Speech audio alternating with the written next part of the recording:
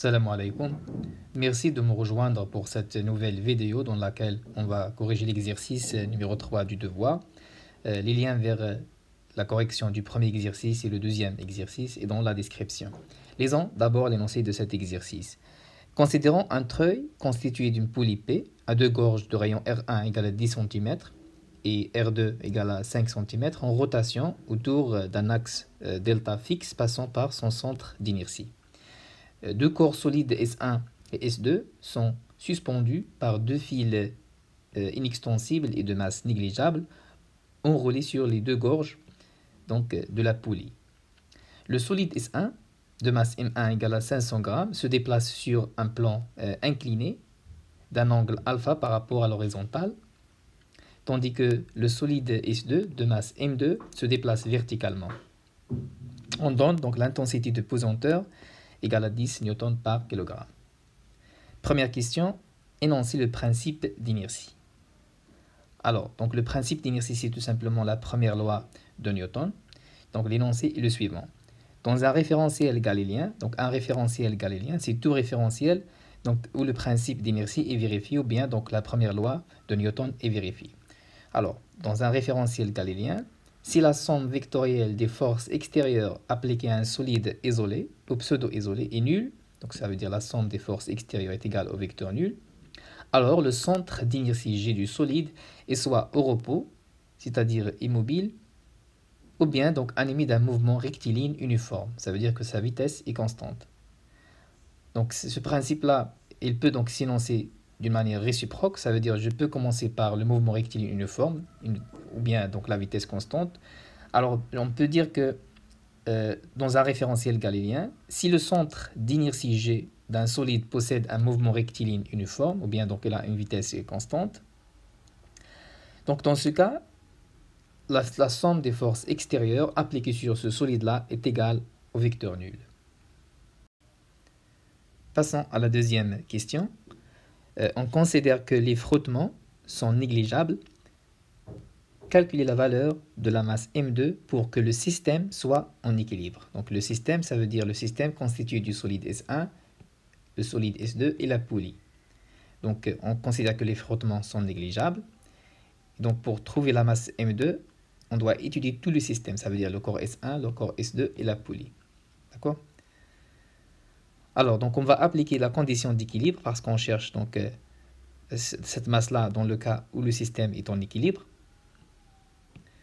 Donc on va appliquer cette condition d'équilibre sur le corps S1, le corps S2 et la poulie. Commençons par donc, le corps S1. D'accord? Donc le corps S1, il y en a bien sûr trois forces qui sont exercées sur le corps S1. Comme d'habitude, il y a le poids. Il y a donc la tension du fil, on va appeler T1. Il y a aussi donc la réaction du plan, puisque donc, il n'y a pas de frottement. Dans ce cas, donc, la réaction du plan est normale au plan incliné. D'accord? Donc voici les trois forces. Donc écrivons ça. Donc le corps solide S1 est soumis aux forces suivantes, son poids, la réaction du plan incliné et la tension du fil. Alors, à l'équilibre, ça veut dire que la somme des forces extérieures est égale au vecteur nul. Donc il faut projeter cette relation sur cet axe-là, par exemple OX, donc l'axe parallèle au plan incliné. Donc on va chercher ici trois projections. Donc pour le poids, donc on va utiliser ce schéma-là pour trouver la projection du poids sur l'axe OX. Donc voici la projection, c'est dans cette distance-là. Donc Px pour cette distance pour alpha, c'est le côté opposé. Donc nous avons sinus de alpha est égal au côté opposé divisé par donc, la valeur de l'hypoténuse qui est P1.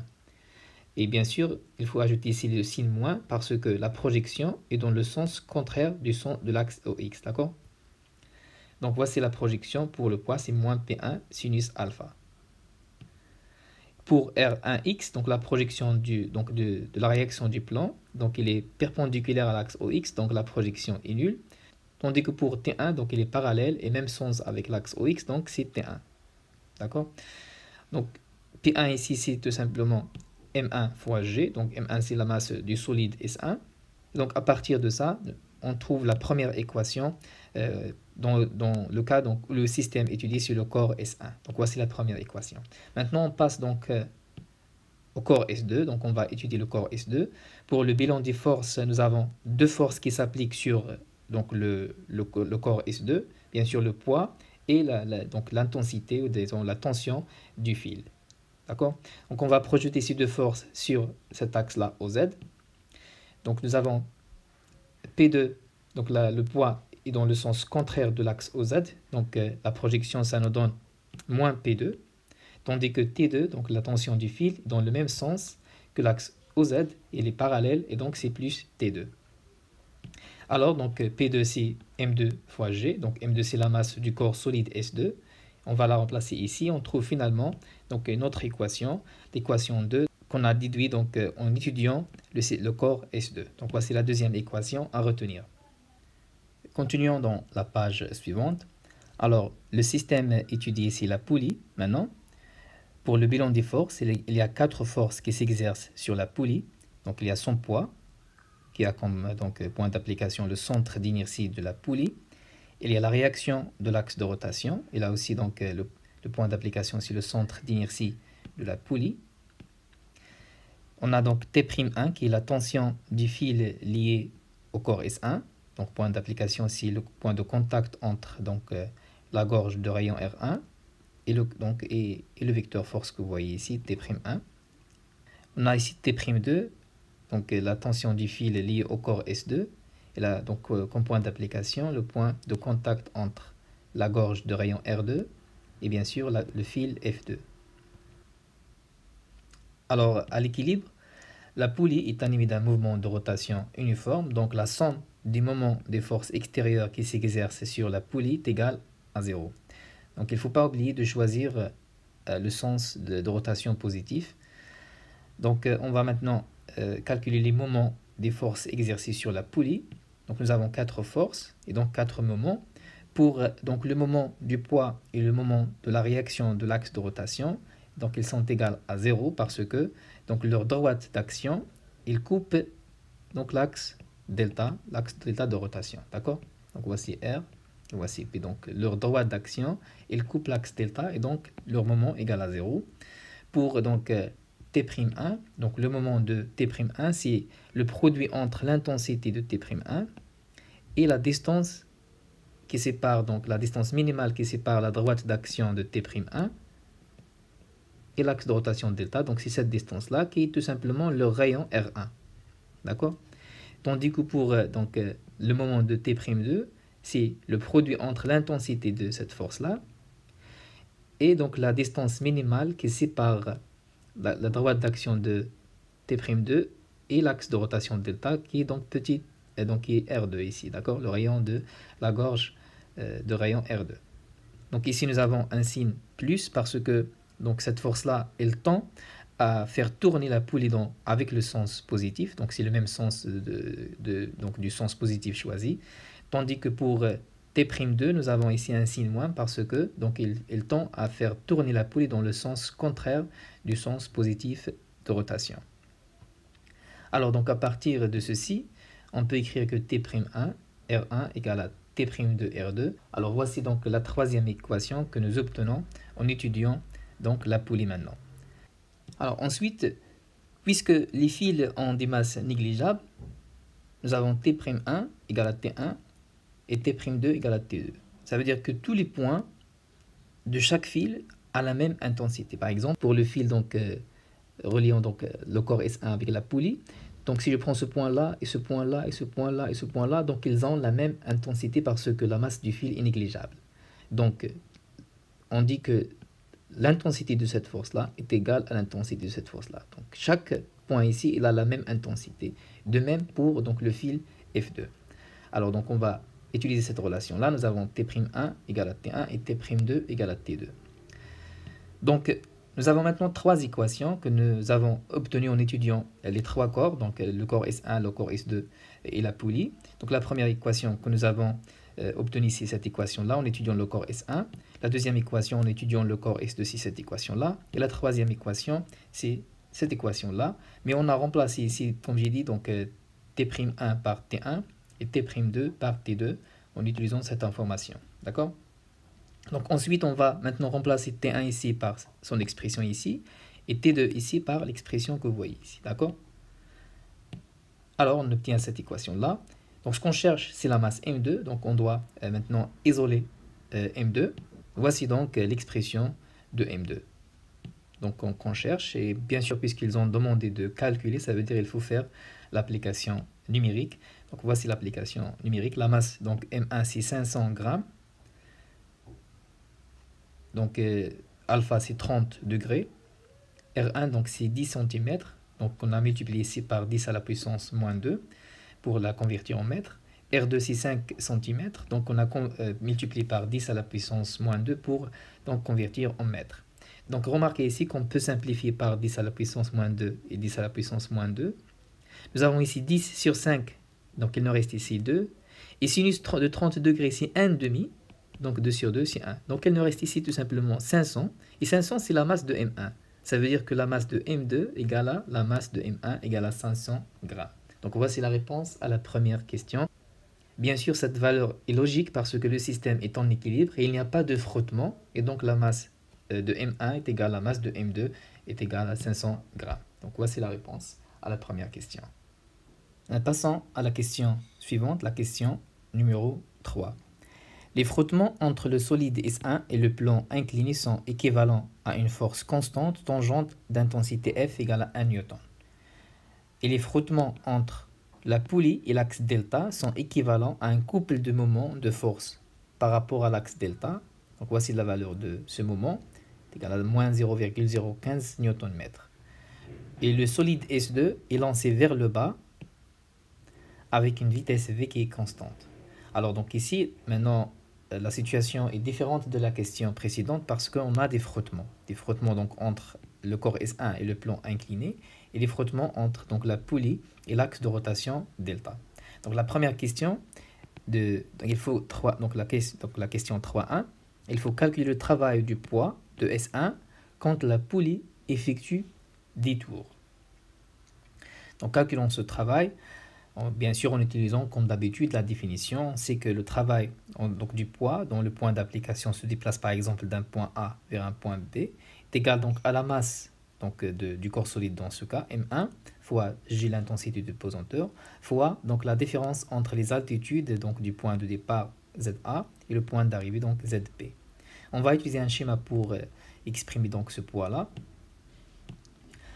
Alors, donc voici le point A par exemple et le point B. Donc le corps solide, ça veut dire qu'il se déplace de ce point A vers le point B. Donc voici l'altitude ZA. Donc on utilise ici cet axe-là pour dessiner les altitudes ZA et ZB. Donc voici l'altitude ZA et voici l'altitude ZB. Donc la distance entre eux c'est H. Donc H c'est la hauteur entre eux. Et H c'est quoi? C'est ZB moins ZA. Donc puisque H c'est ZB moins ZA, ça veut dire que donc, le poids est égal à moins M1 GH. Parce que ici, donc, nous avons ZA moins ZB. Donc, c'est moins H. Alors, on cherche la valeur, disons, l'expression de H.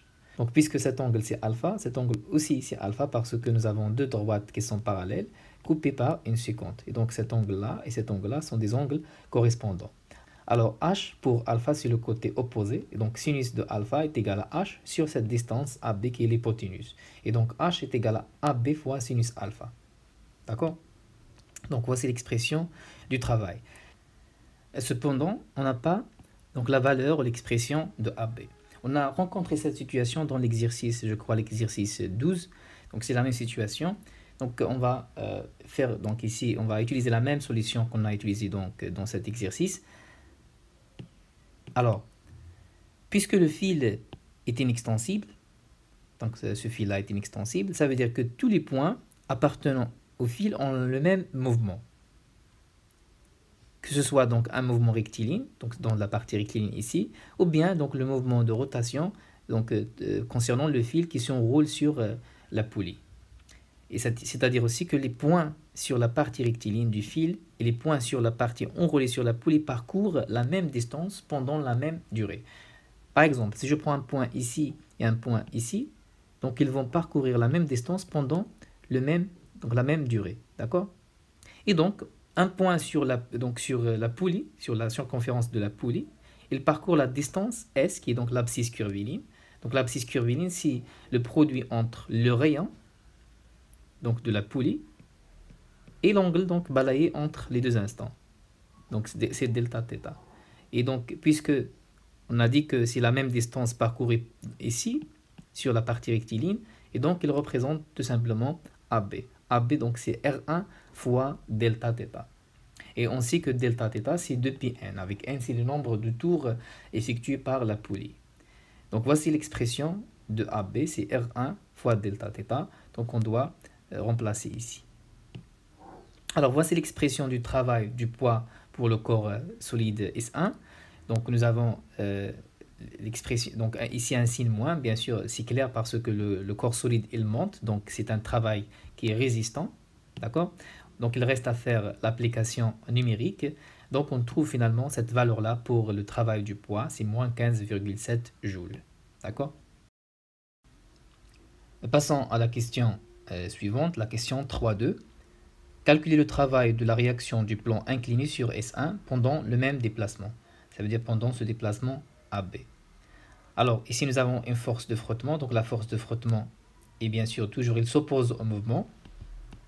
Donc, il a donc un sens qui est contraire au sens de déplacement AB. Et on va utiliser cette information, c'est que les frottements entre le solide S1 et le plan incliné sont équivalents à une force constante tangente d'intensité F égale à 1 newton. Donc ils sont les mêmes. Donc les forces de frottement et le plan incliné sont équivalents. Donc on va partir de cette information. Alors nous avons le travail donc, de la réaction du plan incliné est égal au travail de la force de frottement F. Et on sait donc calculer ce travail-là. Et on a la valeur donc, de la force F. Donc par définition, c'est le produit entre donc, la force F, le vecteur force F, le produit scalaire, et le vecteur déplacement AB. Donc en développant le produit scalaire, ça nous donne F fois donc, AB, donc ici c'est l'intensité, ici c'est la distance, fois le cosinus de l'angle entre les vecteurs F et le vecteur AB. Donc l'angle entre F et AB c'est quoi? Bien sûr, c'est 180 degrés. Donc, comme j'ai dit, la force F est donc dans le sens contraire du déplacement AB. Donc, c'est l'angle, c'est 180 degrés. Et le cosinus de 180 degrés, c'est moins 1. D'accord? Donc, voici l'expression du travail, donc de la réaction du plan incliné. C'est moins F fois AB.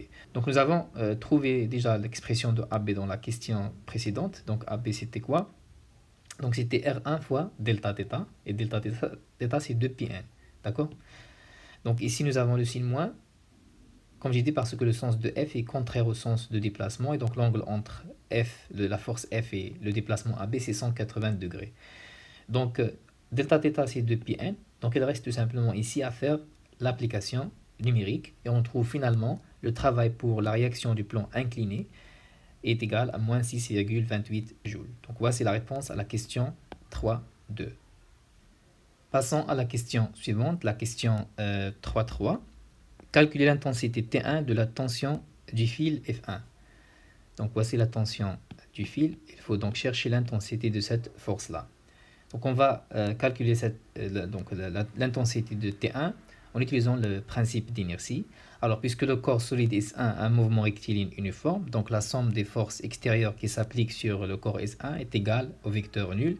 Et donc, nous l'avons déjà vu, il y a trois forces qui s'exercent sur le corps solide. Donc, le poids, donc l'intensité, donc la tension du fil. Et maintenant, comme nous l'avons vu à partir de la question 3, donc la réaction du plan incliné est équivalente donc, à la force de frottement que vous voyez ici, F. Donc la force de frottement elle s'oppose toujours au mouvement donc, du solide et donc elle est dans le sens contraire donc, du sens du déplacement.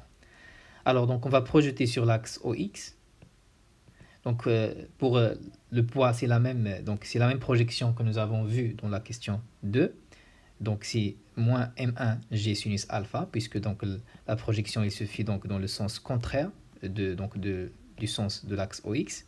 Donc c'est pour cela que nous avons le moins.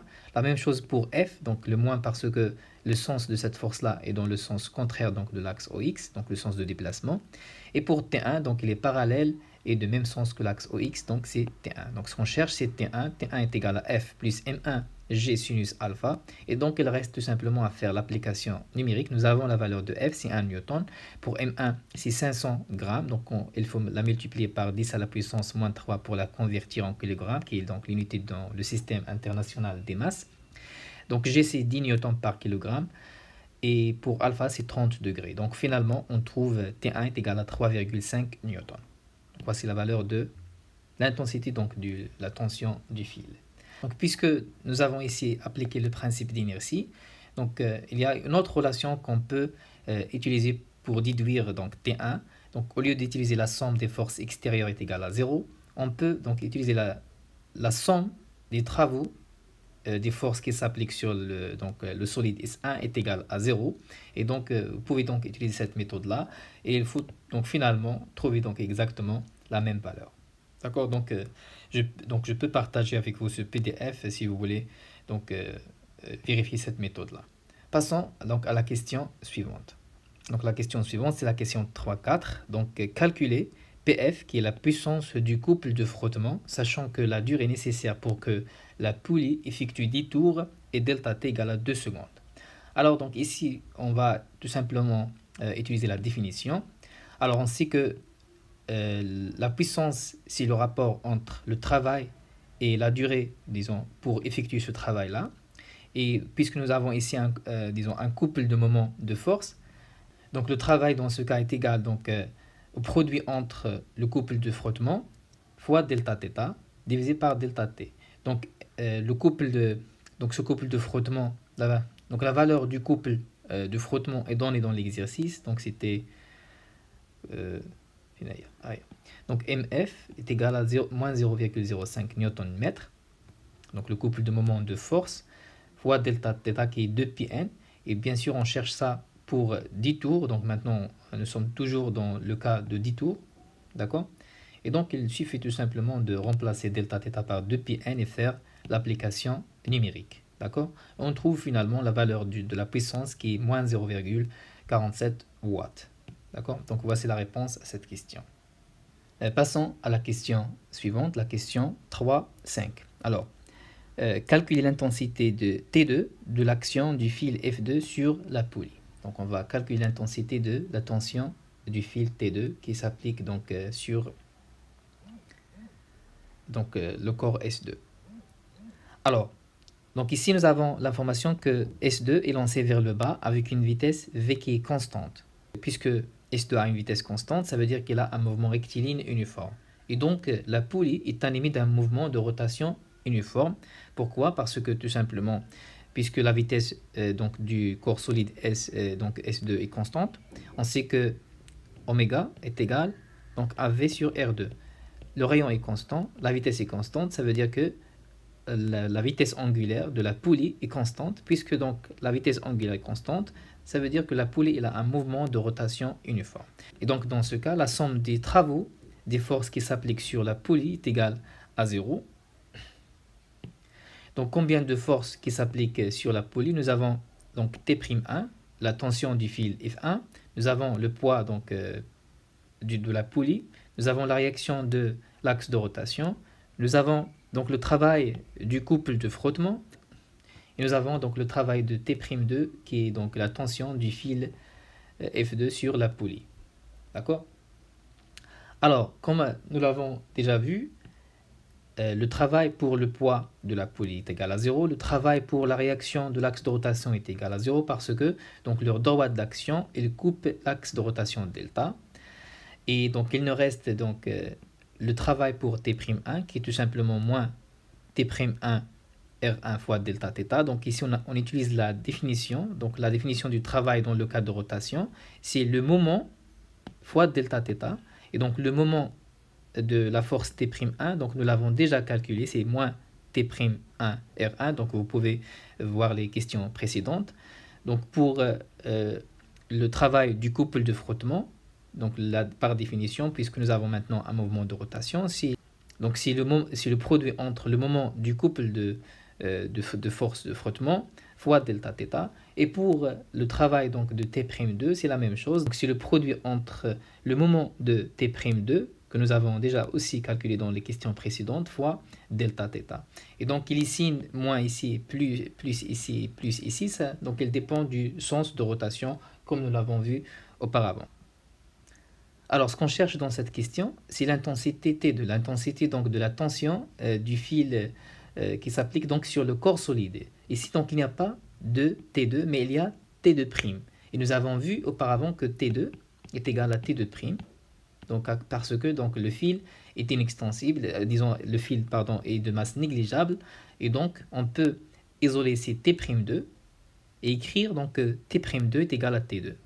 D'accord? C'est tout simplement parce que le fil F2 est de masse négligeable. Et donc, voici l'expression de T2.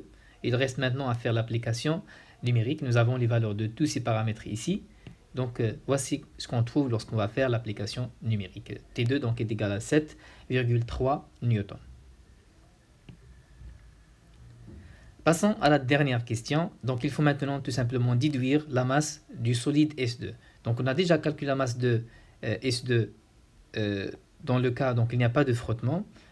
Mais maintenant, puisqu'il y a des frottements entre le plan incliné et donc le solide S1, et donc le frottement entre aussi la poulie et l'axe de rotation delta, donc la masse M2 maintenant, elle doit être différente, elle doit être grande par rapport à la masse de S1. Donc on doit trouver une masse de M2 qui est supérieure à la masse de M1. Donc on va voir ça. Alors, donc, puisque le corps S2 a une vitesse constante, donc son mouvement est rectiligne uniforme comme d'habitude, d'après le principe d'inertie, donc la somme des forces extérieures est égale au vecteur nul. Donc les deux forces qui s'exercent sur le corps S2 donc, sont le poids et la tension du fil F2. Et donc la projection sur l'axe OZ, donc c'est exactement les mêmes étapes que nous avons vues auparavant. Donc nous avons T2. Donc, il est de même sens, il est parallèle à l'axe OZ, donc la projection sur l'axe OZ, c'est T2. Tandis que pour P2, donc il est de sens opposé, donc le sens opposé à l'axe OZ, et il est parallèle, donc c'est moins P2, d'accord? Donc, c'est ce que j'ai écrit ici. Et on sait que P2, c'est M2 fois G. Donc, ce qu'on cherche, c'est M2. Donc, on va l'isoler ici. Donc, ça nous donne T2 sur G. Donc, T2, nous venons juste de la calculer. Donc, c'est 7,3 newtons. Il reste donc à faire l'application numérique. Et donc, on trouve finalement 0,73 kg, qui est donc 730 g. Et la masse donc, de M1, c'est 500 g. Donc, comme j'ai dit, donc maintenant, puisqu'il y a des frottements, il faut que la masse de M2 soit supérieure à la masse de M1. Donc, c'était la dernière question pour cet exercice. Il y en a donc plusieurs informations qu'il faut connaître avant d'attaquer ce genre d'exercice. Donc, j'espère que la réponse vous plaît. Donc j'ai essayé donc d'aller un peu plus vite pour ne pas avoir donc une vidéo qui est très longue. Donc, à la prochaine fois. Salam alaikum wa rahmatullah.